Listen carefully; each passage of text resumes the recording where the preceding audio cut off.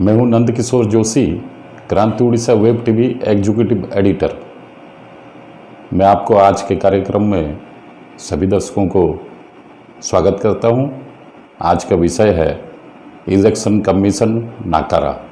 भारत का election commission नाकारा। Madras high court ने उस पर टिप्पणी की है। इलेक्शन कमीशन पर नरहत्या का केस बनता है। इसी विषय पर मैं आज आपके सामने दो शब्द कहने के लिए उपस्थित हुआ हूँ।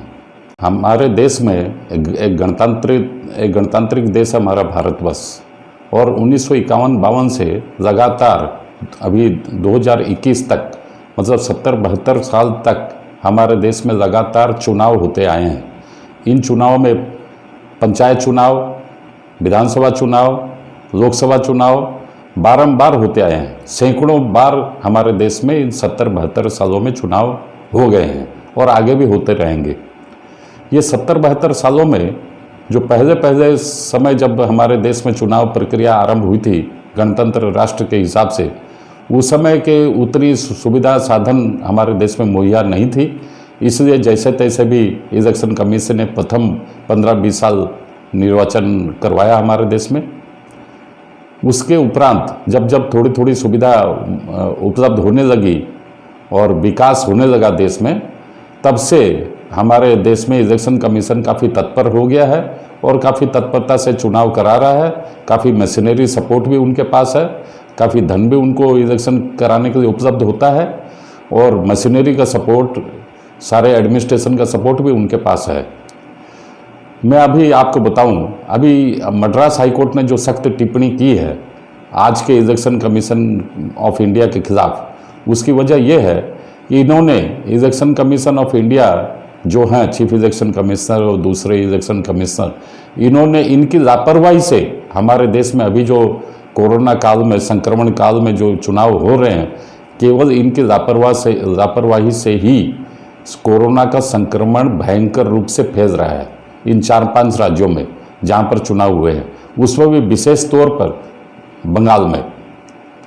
ये जो हम लोग तो जानते आए हैं कि जो भी केंद्र सरकार में जो लोग बैठते हैं उनके द्वारा नियुक्त होते हैं चुनाव आयोग।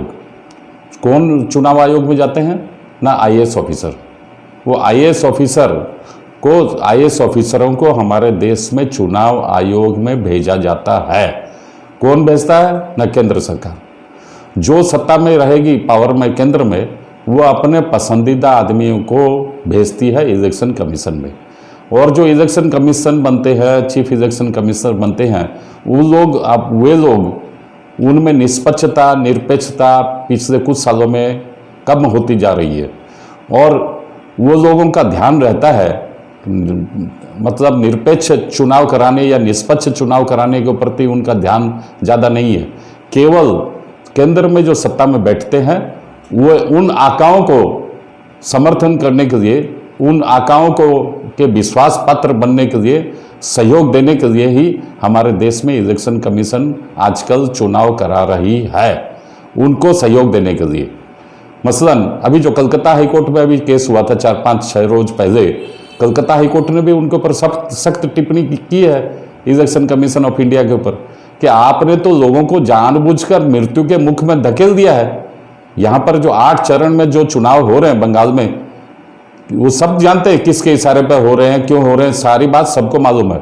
उन्होंने इलेक्शन कमीशन पर सख्त टिप्पणी की है कि आप जानबूझकर बंगाल में 8 चरण का चुनाव कराए हैं कोरोना काल में। आपने कोविड प्रोटोकॉल फॉलो नहीं किया, आपने कभी अपने आंख मूंद कर चुनाव करा रहे हैं। लाखों की भीड़ नेतागण इकट्ठे कर रहे हैं, सभी पार्टी के। मैं किसी एक पार्टी का दोष यहाँ पर नहीं दे रहा हूँ। सभी पार्टी के जो लोग चुनाव में अपने अपने उम्मीदवार खड़े किए हैं, सारे राजनीतिक दल वहाँ पर इकट्ठे होके, वहाँ पर लोगों को इकट्ठा होने के लिए, लाखों की संख्या में भीड़ इकट्ठी करने के लिए, अपने भाषण सुनाने के लिए तत्पर रहते हैं। क्योंकि उनका तो 5 साल में एक बार आता है मौका लोगों के सामने जाने का और भाषण देने का, भाषण सुनाने का। तो उन लोगों को ज़्यादा समय दिया गया है। जबकि कोविड अभी चल रहा है हमारे देश में, तो कम से कम, जैसे लोग बोलते हैं कि मास्क के बिना घर से बाहर मत निकलो, 2 गज की दूरी होनी चाहिए। जहां लाखों की भीड़ होती है, एक दूसरे पर आदमी चढ़ते हैं, एकदम शरीर से शरीर मतलब टकराता है। अगल बगल में लोग खड़े होते हैं लाखों की संख्या में, घंटों नेता लोग घंटे घंटे देर से भी पहुंचते हैं मीटिंग में, फिर घंटा भर भाषण देते हैं छोटे नेता, फिर बड़े नेता, मतलब 2-3 घंटा तो भाषण चलता है आम साधारण सभा में, और 2 घंटे वो लोग कभी कभार लेट से भी पहुंचते हैं।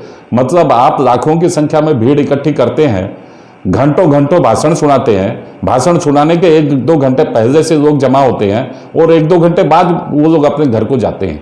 इसका मतलब 4-5-6 घंटे आम आदमी लोग, जनसाधारण लोग लाखों की संख्या में एक दूसरे से सट कर मैदान में, खुले मैदान में भाषण नेताओं का सुनते आ रहे हैं और सुने हैं इस कोरोना काल में भी, जो सर्वथा अनुचित है। इलेक्शन कमीशन को चाहिए था कि वो कोविड का प्रोटोकॉल सख्ती से लागू करे और ऐसी बड़ी बड़ी सभाओं का अनुमति नहीं दे, एवं मास्क के बिना कोई नेता भाषण नहीं दे सकता, मंच पर खड़ा नहीं हो सकता, पब्लिक मीटिंग में पब्लिक नहीं जा सकते, सीमित संख्या में भी उनको जाने की इजाजत देते इलेक्शन कमीशन। कुछ फॉलो नहीं किए लोग प्रोटोकॉल को, जानबूझ के लापरवाही करके नेताओं को ये लोगों ने खुले हाथ इन्होंने समर्थन दिया इलेक्शन कमीशन ने।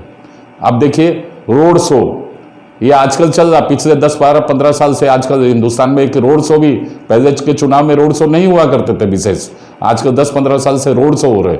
बड़े बड़े नेता लोग और बड़ी बड़ी रैलियां में अगर नहीं जाएंगे तो उनकी इच्छा होती है रोड शो, मतलब किसी बड़े शहर में जाके और 5 kilometre, 10 kilometre, 15 kilometre road show करते हैं। वहां भी बंगाल में भी रोड शो किए हैं बिना मास्क पहने।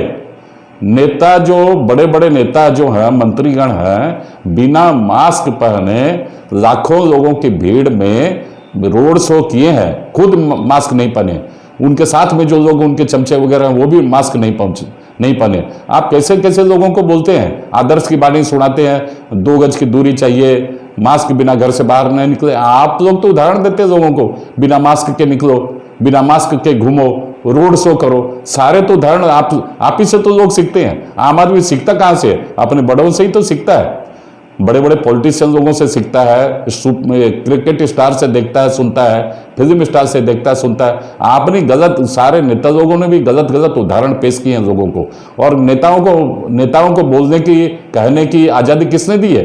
इलेक्शन कमीशन ने। इलेक्शन कमीशन को रोक लगानी चाहिए थी, बड़ी बड़ी मीटिंगों के ऊपर बंदी से लगानी चाहिए थी कि बिना मास्क के आप सभा नहीं कर सकते, बिना मास्क के रोड शो नहीं कर सकते, 2 गज की दूरी चाहिए रोड शो में, 2 गज की दूरी चाहिए पब्लिक मीटिंग में। जहां लाखों की भीड़ होती वहां कुछ सैकड़ों लोग ही आते। जहां समझिए कि एक बड़ा मैदान है, जैसे कटक में एक किला मैदान है, किला पड़िया है, वहां 50,000 की कैपेसिटी है, तो इलेक्शन कमीशन ऐसे बड़े बड़े मैदानों में बोलते 500 आदमी या 1000 आदमी को अलाउ करते, तो 2 गज की दूरी भी रहती, मास्क भी रहता और कोविड प्रोटोकॉल भी फॉलो हो जाता। लेकिन इलेक्शन कमीशन ने लापरवाही की, बड़े नेताओं की पूरी बड़ी छूट दे दी और उनको प्रचार प्रसार के लिए लंबा समय दे दिया। लोग दिल्ली से और कलकत्ता से कहां से आकर भाषण देते रहे, भाषण मारते रहे, आम आदमी बेचारे पिसते रहे और जिंदाबाद मुर्दाबाद करके झंडा उत्तोलन करते रहे, उनके साथ में झंडा ले लेके घूमते रहे। मतलब इलेक्शन के जो मद्रास हाईकोर्ट ने टिप्पणी की है, एकदम सख्त टिप्पणी जो की एकदम सही है कि नर हत्या का केस भारत के इलेक्शन कमीशन पर अभी होना चाहिए। वास्तव में आज जब 2 मई के बाद, जो 2 मई पर जो मत पेटी खुलेगी और गणना होगी, उसके बाद देखिए बंगाल में क्या हालत है। अभी कल परसों ही रिपोर्ट हमारे पास आई है, क्रांति उड़ीसा में भी, कि बंगाल में भी घर घर में कोरोना पहुंच गया है।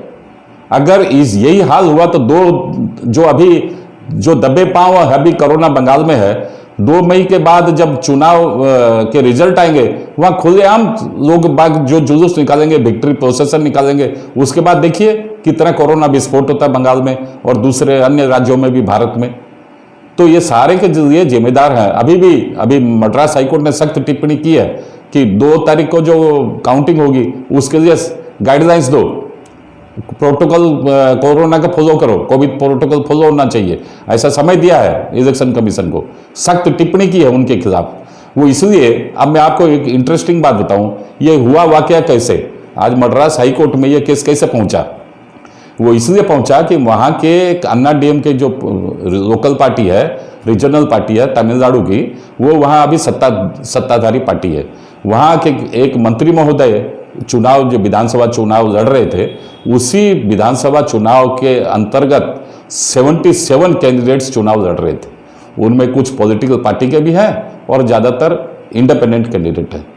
तो जो मंत्री महोदय हैं जो चुनाव मैदान में खड़े हुए, उनको लगा कि जैसे तैसे हमने इलेक्शन तो पार कर दिया, वोटिंग हो गई, लेकिन अब काउंटिंग जब 2 मई को होगी तब कोविड नियमों को अगर पालन नहीं होगा तो जान हमारी भी खतरे में है, मेरी भी खतरे में है, मेरे समर्थकों की भी खतरे में है, और लोगों की तो बात छोड़िए, उनके लिए तो उनके दिल में दर्द है या नहीं है भगवान ही जाने।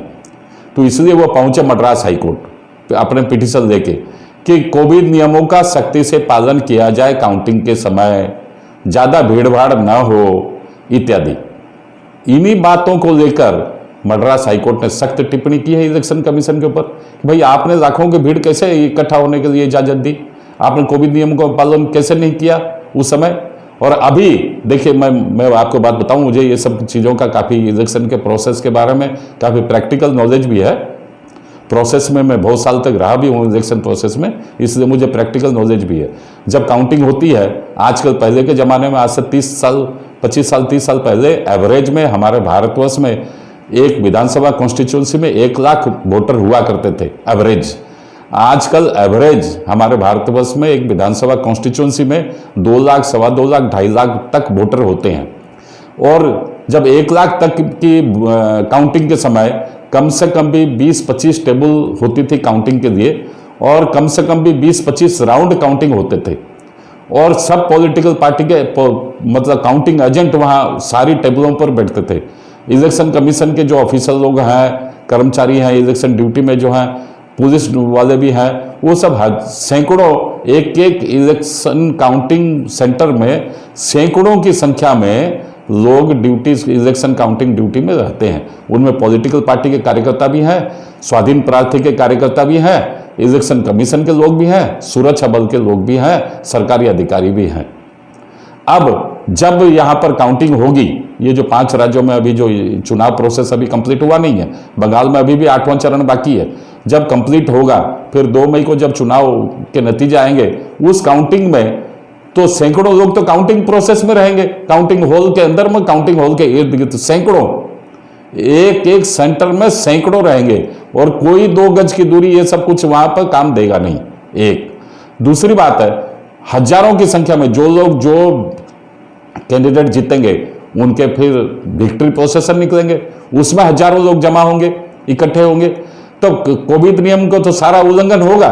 इन्हीं बातों को ध्यान में रखते हुए, इन्हीं बातों के मद्देनजर मद्रास हाईकोर्ट ने, मैं जहां तक सोचता हूं, सख्त टिप्पणी की है इलेक्शन कमीशन ऑफ इंडिया पर कि आप जो चुनाव करा दिए सब गलत तरीके से, वो नरहत्या का केस आपके ऊपर बनता है। एवं कोविड नियमों का पालन क्यों नहीं किए, जब आपने आंखें बंद क्यों की। कलकत्ता हाईकोर्ट ने भी कहा, मद्रास हाईकोर्ट ने भी कहा कि आपने कोविड नियमों का पालन नहीं कराया, आप आंखें बंद कर, आंखें मूंद कर बैठे रहे। आपके मद्रास हाईकोर्ट ने तो यहां तक कहा है इलेक्शन कमीशन ऑफ इंडिया के ऊपर कि आप क्या दूसरे ग्रह में रहते हैं क्या, पृथ्वी एक ग्रह है। आप जब इलेक्शन कमीशन के द्वारा प्रोसेस से इलेक्शन चुनाव प्रक्रिया चल रही थी, कहीं आप दूसरे ग्रह में उपस्थित थे क्या, कहीं पृथ्वी से नदारद थे क्या आप, जो आप लोगों की नजर में नहीं आई। लाखों की भीड़ इकट्ठी होती है और रोड शो नेता लोग करते हैं, आप कहां थे उस समय, आपकी उपस्थिति कहां थी, इत्यादि बहुत सारे सख्त टिप्पणी की है।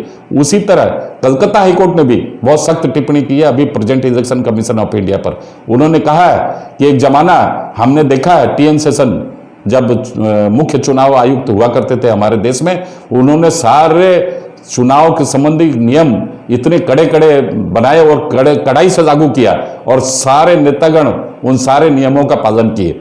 और आज की जो इलेक्शन कमीशन ऑफ इंडिया है, टीएन शेषन के मुकाबले 10% भी काबिल नहीं है, 10%। यह सख्त टिप्पणी कलकत्ता हाईकोर्ट ने भारत के इलेक्शन कमीशन ऑफ इंडिया पर की है। अब मैं आपको बताऊं हमारे देश में कैसे कैसे ये जो आईएएस ऑफिसरों को जो इलेक्शन कमीशन में ये लोग देते हैं, केंद्र सरकार देती है, भेजती है, वो फिर बाद में ये लोग क्यों, टीएन शेषन तो काबिल ऑफिसर थे, उन्होंने किया, लेकिन ये आज मशीनरी वही है, लोग वही है, और टेक्नोलॉजी का भी विस्तार हुआ है, लेकिन आज इलेक्शन कमीशन ऑफ इंडिया क्यों नहीं शक्ति दिखा पा रही है, क्यों नहीं कड़ाई दिखा पा रही है। इसके भी कुछ कारण है, मैं आपको अब कुछ चंद बात बताऊंगा इस संबंध में। जैसे हमारे देश में जितने भी 1952 से लगातार चुनाव हुए हैं उसमें मेरे नज़र में 3 चुनाव अधिकारी जो हैं वो लोग काबिल तारीफ का काम किए हैं। एक का तो कलकत्ता हाईकोर्ट ने टीएन सेशन का नाम ही दिया उदाहरण के तौर पर। वो तो सारे भारत में अभी भी लोगों के लाखों करोड़ों लोगों के दिल दिमाग में छाए हुए हैं कि ऐसा election commissioner, chief election commissioner Bharat में कोई आज तक हुआ ही नहीं। वास्तव में अभी तक भी नहीं हुआ। उनके लोग तो आज तक भी दीवाने हैं, वोटर, आम वोटर। उसके पहले एक थे सकदर, वो भी बहुत अच्छे चुनाव आयुक्त थे। उसके बाद टीएन सेशन आए। उस टीएन सेशन के बाद कृष्णमूर्ति आए हमारे देश में जो इलेक्शन कमिश्नर, उसके बाद चीफ इलेक्शन कमिश्नर भी बने। ये 3 भारतवर्ष में बहुत अच्छे काबिल चुनाव अधिकारी, चुनाव कमिश्नर, चीफ कमिश्नर बने और इन्होंने बहुत सख्ती से और बहुत निरपेक्ष होके, न्यूट्रल होके इन्होंने चुनाव कराने की कोशिश की और काफी हद तक कामयाब भी हुए। अब जो चुनाव कमीशन है आज का, वो क्या नहीं करा सकते हैं क्या? वो भी करा सकते हैं, लेकिन वो सब के सब प्रलोभन में डूबे रहते हैं। उनको मोह माया ने ग्रास कर लिया है। वो किस लिए, मैं आपको अब ये सब भी बातें अब उदाहरण के तौर पर दूंगा मैं आपको। जैसे यूपीए की सरकार थी, मनमोहन सिंह देश में प्रधानमंत्री थे 10 साल, 2004 से 2014। इसी बीच में प्रथम जो 2004 में वो जो प्रधानमंत्री थे उसी समय थे कांग्रेस में, इलेक्शन कमीशन में थे मिस्टर गिल। एक सरदार जी थे, सिख भद्र व्यक्ति थे, मिस्टर गिल।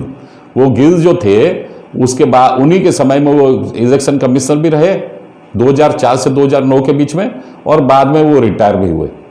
तब कांग्रेस, उस समय के जो सत्ताधारी कांग्रेस पार्टी थी, उनको फेवर इलेक्शन कमीशन से जब वो रिटायर कर गए, उनको फेवर शो करने के लिए उनको राज्यसभा में सांसद बनाए। केवल सांसद तक नहीं रखे उनको सीमित, उनको फिर केंद्र में मंत्री भी बनाए, खेलकूद मंत्री। जो आदमी आईएएस ऑफिसर है, जो इलेक्शन कराया है, उसको फिर आप पॉलिटिक्स में लाए और उसको फिर आप खेलकूद मंत्री भी बनाए भारतवर्ष में। तो जो तो खेलकूद में हमारा देश उस समय जो नाम किया है, लोगों को सबको मालूम है। अब मैं दूसरी बात बता रहा हूँ, ये केवल इलेक्शन कमीशन की नहीं है, आज रिजर्व बैंक ऑफ इंडिया में भी यही सब चलती है। लाल फीताशाही जो केंद्र में सरकार में होगा, वो उनके केंद्र के आकाओं के इशारे के ऊपर ही वहाँ भी काम होता है। आरबीआई गवर्नर, आजकल आज आरबीआई देखिए, इलेक्शन कमीशन ऑफ इंडिया देखिए, या कोई भी आप दूसरी संस्थान जो भारतवर्ष में है जिनके ऊपर बहुत बड़ी बड़ी जिम्मेदारी रहती है, यहाँ तक कि सेना में भी जो बड़ी बड़ी जिम्मेदारी रहती है, ये लोग वास्तव में अपनी ड्यूटी निभाने में, ये लोग क्या करते हैं, जो लोग ऊपर टॉप लेवल में जो बैठते हैं, आईएएस ऑफिसर, आईपीएस ऑफिसर और आईएफएस ऑफिसर, ये लोग सत्ता के गलियारे में जब रहते हैं तो इनका एक ही काम रहता है, मुख्य काम ये रहता है कि बड़े बड़े मंत्रियों की, नेताओं की चमचागिरी करो और अपने लिए फायदे हासिल करते रहो और अपने आगे बढ़ते रहो। और जब रिटायरमेंट हो जाएगा उसके बाद क्या तो आप नेतागिरी एमपी बन जाओ, एमएलए बन जाओ, मिनिस्टर बन जाओ, या नहीं तो बाहर में कहीं दूसरे देश में, विदेश में एम्बेसडर बन जाओ, गवर्नर भी बन जाओ। जैसे आरबीआई के गवर्नर थे एक रंगराजन, उनको कांग्रेस सरकार ने हमारे एक देश के गवर्नर भी बना दिए थे, हमारे देश के एक राज्य के गवर्नर बना दिए थे। आरबीआई गवर्नर और एक प्रदेश का गवर्नर, दोनों काम अलग अलग हैं, लेकिन उनको बना दिए क्योंकि केंद्र सरकार के इशारे के ऊपर वो काम किए होंगे, इसलिए बना दिए। वैसे ही मैं आपको आज बताऊं, सुप्रीम कोर्ट का भी उदाहरण मैं आपको दूं कि रंगनाथ मिश्रो, वो कटक के ही थे और कांग्रेस के वो चीफ जस्टिस भी हुए। उड़ीसा के पहले व्यक्ति थे जो सुप्रीम कोर्ट ऑफ इंडिया में जज बने, और उड़ीसा के पहले व्यक्ति थे जो सुप्रीम कोर्ट ऑफ इंडिया में चीफ जस्टिस भी बने। वो चीफ जस्टिस तो क्या है, बाय डिफॉल्ट बन गए। उनके ऊपर सीनियर थे सब्यसाची मुखर्जी। वो सब्यसाची मुखर्जी का लंदन में अचानक, वो विदेश के दौरे पर गए हुए थे, लंदन में अचानक उनका हार्ट अटैक हुआ और हार्ट अटैक के समय उनके प्राणवायु उड़ गए लंदन में ही। तो ये सेकंड पोजीशन में थे सुप्रीम कोर्ट में रंगनाथ मिश्र। तो समझिए कि सब्यसाची मुखर्जी का अचानक दिल का दौरा पड़ने से जो मृत्यु हो गई, रंगनाथ मिश्र चीफ जस्टिस बन गए। उड़ीसा हाई कोर्ट के चीफ जस्टिस से बाद में सुप्रीम कोर्ट में गए और सुप्रीम कोर्ट के भी चीफ जस्टिस बने।